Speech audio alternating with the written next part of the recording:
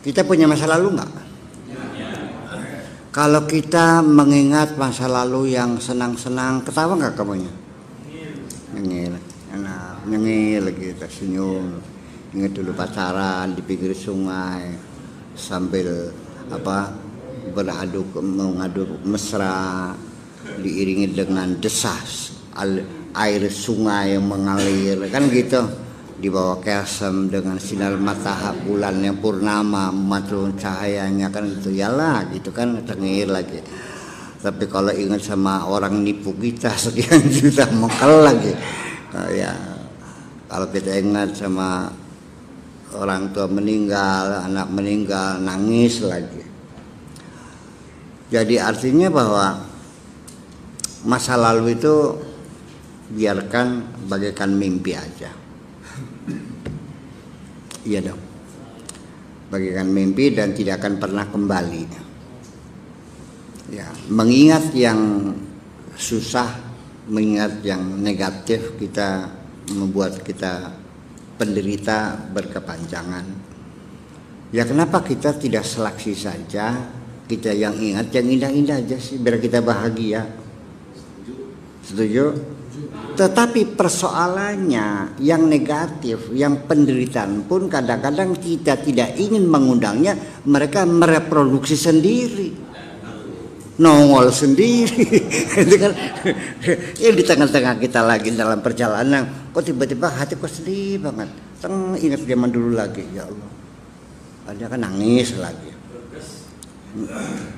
Ya sehingga seorang yang dulu penjudi besar di bidang artinya ngadu jago barangkali kan gitu, sudah bertobat, sudah 10 tahun, kadang-kadang jagonya datang lagi dalam pikirannya. Ya kita lagi. Ya seperti itu. Yang dulunya sebagai pelacur, kemudian sudah bertobat, sudah orang baik-baik, sudah punya suami, sudah ikut jamiahan, ya di tengah malam datang mengundang lagi, gitu, ngajak-ngajak lagi. Gitu. Nah, makanya ya ketergantungan pada masa lalu itu, kita bagaimana sih kira-kira masa lalu itu di delete aja sih, bisa nggak ya? Bisa nggak masa lalu di delete gitu? Kan kita kan bisa kalau buangin aja. Delete tak erase coba. Ya di delete lah, dibuang, udah buangin aja deh semua. Bisa nggak? Mendelete tuh harus satu persatu ya, nggak bisa gerombongan, nggak bisa ya. Bisa kan mendelete tanggal sekian ke belakang hapus begitu, pernah? Bisa nggak? Bisa. Tapi kalau memori ini mah nggak bisa, itu nggak bisa didelete, harus satu persatu. Dan itu sifatnya kasuistik. Kalau memang penderitaan kita tuh karena dulu kita lakukan kesalahan, menganiaya istri kita sampai mati, udah mati kan? Tapi kita sadar bahwa kita menyakiti dia, kita berselingkuh, kita segala macam, sampai jatuh sakit, sampai mati, kita kan mengenal, ya Allah kasihan. Ya udahlah, kalau begitu segera minta ampun sama Allah, bertobat kepada Allah, doakan istri kamu supaya diampuni sama Allah.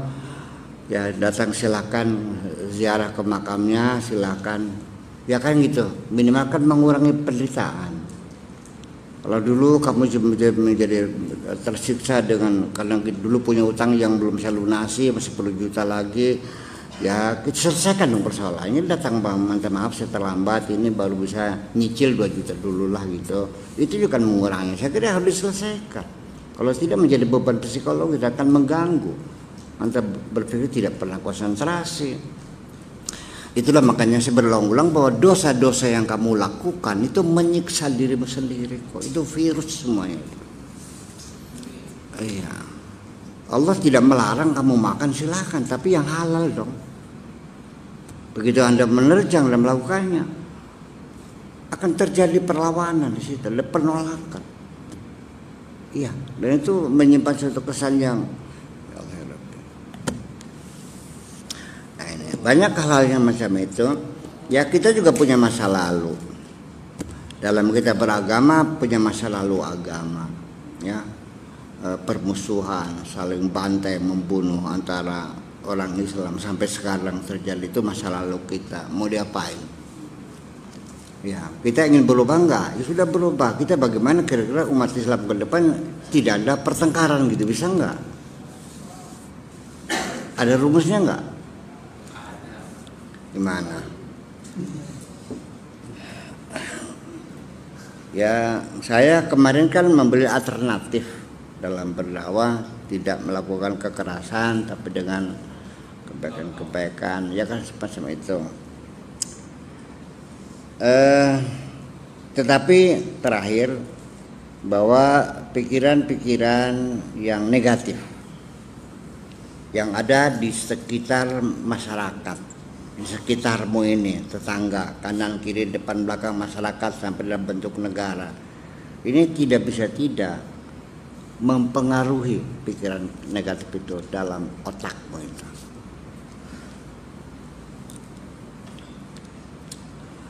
Kalau tindakan korupsi ini sudah menjadi kebiasaan dan kelumrahan, Anda juga akan mudah melakukannya itu.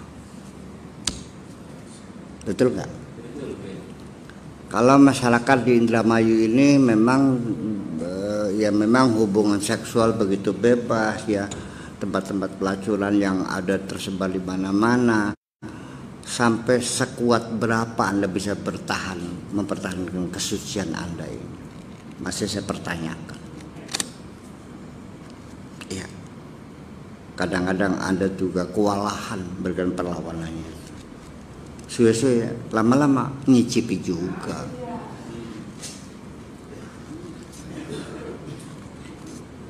Ya.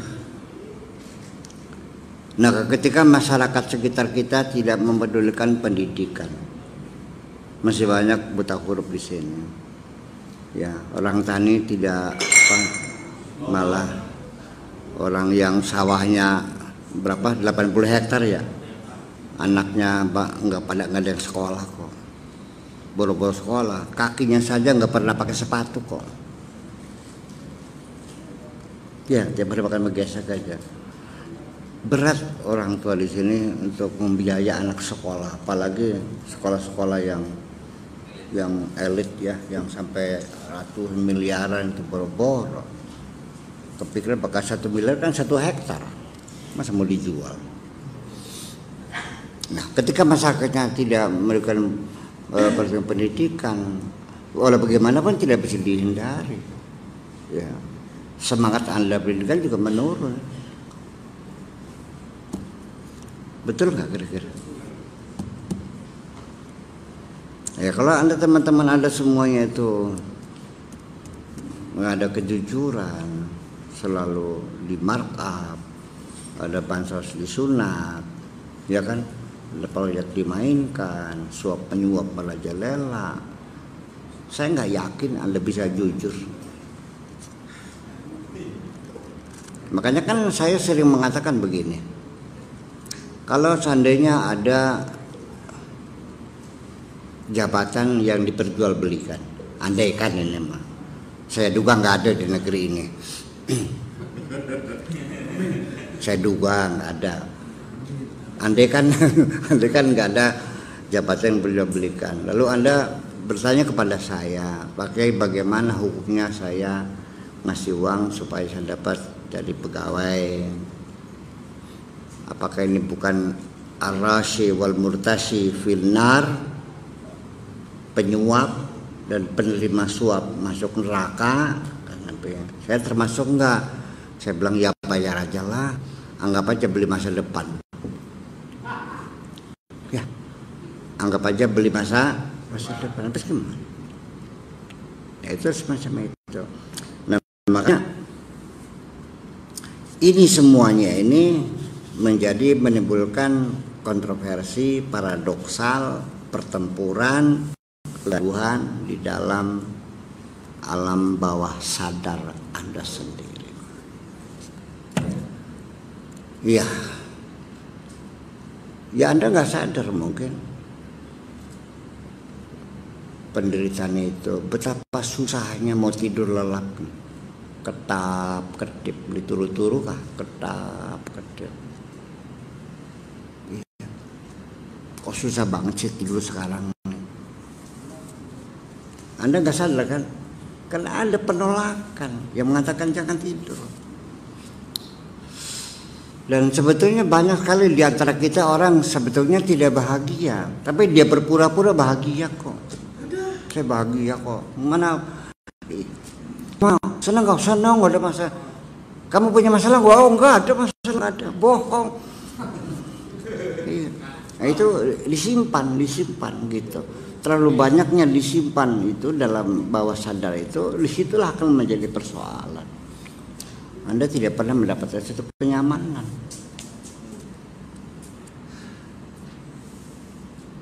Percaya nggak? Nah ini kan bagaimanapun kita melihat realita di lapangan.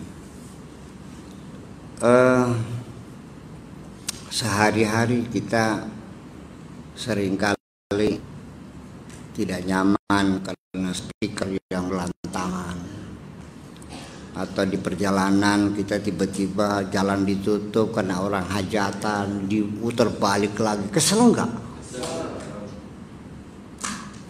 Begitu lagi jalan macet lagi, ada kecelakaan mobil nggak ngantri berjam-jam. Ya Allah, setiap hari kekesalan kamu itu tak berpengaruh. Itu tidak bisa dihindari. Stres semuanya. Iya. Nah, dalam kondisi psikologi seperti ini, maka akan bermunculanlah penyakit. Sok maka lihat di rumah sakit jumlah pasien terus meningkat. Sok lihat sih. Iya. Nggak ada hubungannya kok tiba-tiba kepala pening. Jadi itu dia nggak pernah sadar. Iya, sampai berak aja susah. Sampai ngeden nggak keluar gitu. Akhirnya makan pepaya, buah dimakan semuanya, tetap nggak berak juga kok. Ya akhirnya minum broklak ya, dipaksa. Ya kalau nggak sakit kita. Nah itu. Sampai kita ngomong juga susah. Ngomong gini salah, ngomong salah, ngomong baik-baik aja deh komentar negatif, anu ya gimana sih. Nah dalam kondisi macam ini ternyata kita mendapat kesulitan untuk mencapai kedamaian hati ini.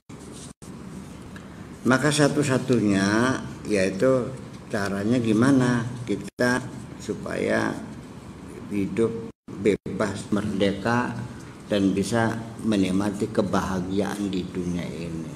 Totalitas sajalah. Hanya dua dunianya, aku dan majikanku saja.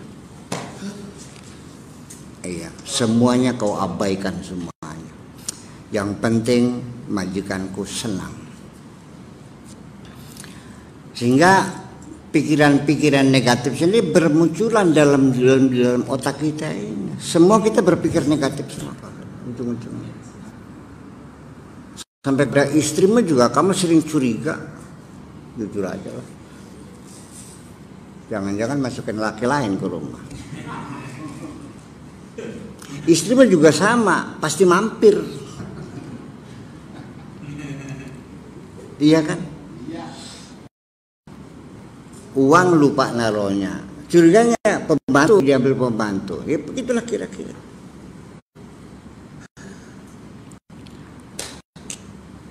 Tidak bisa dihindari seperti itu. Nah makanya kita mengajarkan orang untuk membantu siapapun yang susah. Jangan membedakan suku, jangan membedakan agama. Kita sama-sama warga Indonesia, ya sudah kita bersaudara, persaudaraan nasional, ya ukhuwah wataniyah, kita sama saudara, ya pokoknya semua kita bantu. Jangan sampai agama membuat dikotomi di antara bangsa Indonesia ini. Kita satu bangsa, yaitu bangsa Indonesia, satu bahasa, yaitu bahasa Indonesia. Perbedaan agama jangan menjadikan garis-garis dikotomi itu, itu. Bantu-bantulah mereka itu, jangan nanya agamanya apa. Nah, tetapi ketika kita itu muncul pikiran negatif dalam diri kita, seringkali kita mengajak, apa jawabnya? Pak Kiai, orang itu tuh nggak layak untuk bantu. Lah, dari mana datangnya Anda mengatakan tidak layak dibantu? Jadi biarin aja, nggak tahu budi. Nah kan, dipaya hati ngerogok, kacang lupa sama, kayak nolong kirik, air susu dibalas dengan air. Terlalu banyak bahasa peribahasa yang menggambarkan kekecewaan orang yang pernah berbuat baik. Begini aja, sudah antara aku dan majikanku. Jadi ketika kamu berbuat baik kepada siapapun, jangan ada niatan untuk berbuat baik kepada manusia itu. Tapi kita betul-betul untuk menyenangkan majikan kita. Mau berterima kasih silakan, ada urusan. Yang penting majikanku senang. Nu paling penting mah dudungan aing senang. Itu aja kok. Nah, sehingga semua urusan syariatnya, aturan segala macam nggak ada urusan. Sekalipun semua sepakat ini adalah kebaikan, nggak ada urusan. Sehingga nilai kebaikan pun sudah tidak pernah menjadi perhatian. Baik dan buruk nggak ada urusan. Yang penting Allah senang. Sekalipun itu kebaikan, Allah nggak senang ngapain?